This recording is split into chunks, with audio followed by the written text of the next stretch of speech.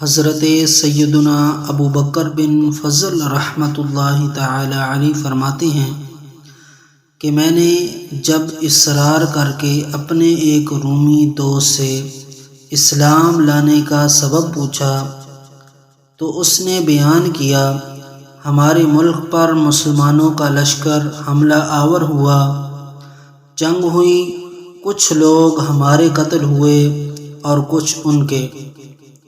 میں نے اکیلے 10 مسلمانوں کو قیدی بنا لیا۔ ملک روم میں میرا بہت بڑا گھر تھا، میں نے ان سب کو اپنے خادمین کے سپرد کر دیا۔ انہوں نے ان کو بیڑیوں میں جکڑ کر خنجروں پر سامان لادنے کے کام پر لگا دیا۔ ایک دن میں نے ان قیدیوں پر مقرر ایک خادم کو دیکھا کہ اس نے ایک قیدی سے کچھ لیا اور اس کو نماز پڑھنے کے لیے چھوڑ دیا۔ میں نے اس خادم کو پکڑ کر مارا اور پوچھا، بتاؤ تم اس قیدی سے کیا لیتے ہو؟ تو اس نے بتایا، یہ ہر نماز کے وقت مجھے 1 دینار یعنی سونے کا سکہ دیتا ہے۔ میں نے پوچھا، کیا اس کے پاس دینار ہیں؟ تو اس نے بتایا، نہیں، مگر جب یہ نماز سے فارغ ہوتا ہے تو اپنا ہاتھ زمین پر مارتا ہے اور اس سے 1 دینار نکال کر مجھے دے دیتا ہے۔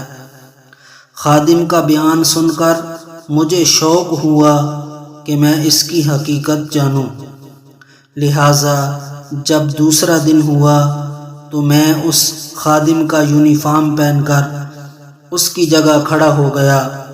جب ظہر کا وقت ہوا تو اس نے مجھے اشارہ کیا کہ مجھے نماز پڑھنے دیں تو میں تجھے 1 دینار دوں گا۔ میں نے کہا، میں 2 دینار سے کم نہیں لوں گا۔ اس نے کہا، ٹھیک ہے۔ میں نے اسے کھول دیا، اس نے نماز پڑھی۔ جب فارغ ہوا تو میں نے دیکھا کہ اس نے اپنا ہاتھ زمین پر مارا اور وہاں سے نئے 2 دینار نکال کر مجھے دے دیے۔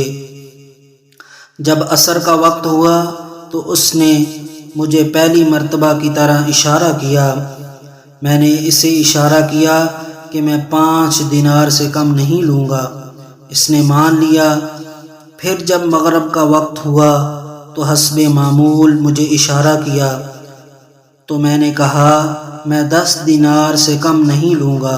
اس نے میری بات مان لی اور جب نماز سے فارغ ہوا تو زمین سے 10 دینار نکال کر مجھے دے دیے۔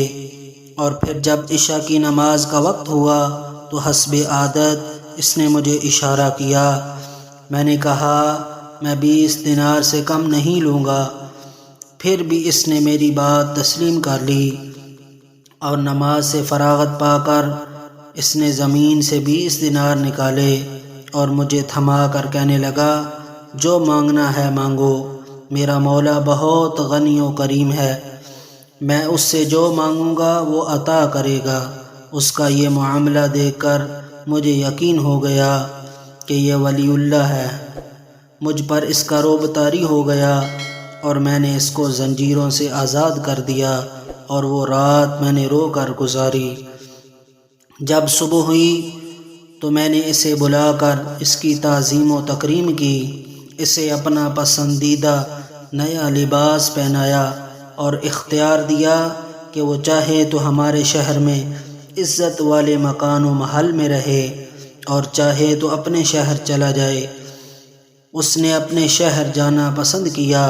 میں نے ایک خچر منگوایا اور زاد راہ دے کر اسے خچر پر خود سوار کیا۔ اس نے مجھے دعا دی، اللہ پاک اپنے پسندیدہ دین پر تیرا خاتمہ فرمائے۔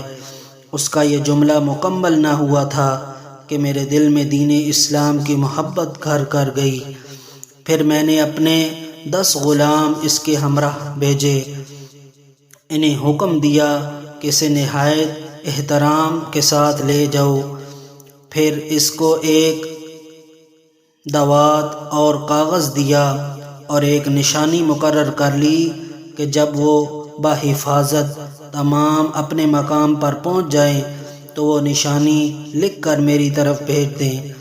ہمارے اور اس کے شہر کے درمیان 5 دن کا فاصلہ تھا۔ جب 6واں دن آیا تو میرے خادم میرے پاس آئے۔ ان کے پاس رقعہ بھی تھا جس میں اس کا خط اور وہ علامت موجود تھی۔ میں نے اپنے غلاموں سے جلدی پہنچنے کا سبب دریافت کیا تو انہوں نے بتایا کہ جب ہم اس کے ساتھ یہاں سے نکلے تو ہم کسی تھکاوٹ اور مشقت کے بغیر گھڑی بھر میں وہاں پہنچ گئے، لیکن واپسی پر وہی سفر 5 دنوں میں طے ہوا۔ ان کی یہ بات سنتے ہی میں نے پڑھا اشہد ان لا الہ الا اللہ و اشہد ان محمد رسول اللہ و ان دین الاسلام حق۔ ترجمہ: میں گواہی دیتا ہوں کہ اللہ کے سوا کوئی معبود نہیں، اور میں گواہی دیتا ہوں یقیناً حضرت محمد صلی اللہ تعالی علیہ وآلہ وسلم اللہ پاک کے رسول ہیں، اور بے شک دین اسلام حق ہے۔ پھر میں روم سے نکل کر مسلمانوں کے شہر آ گیا۔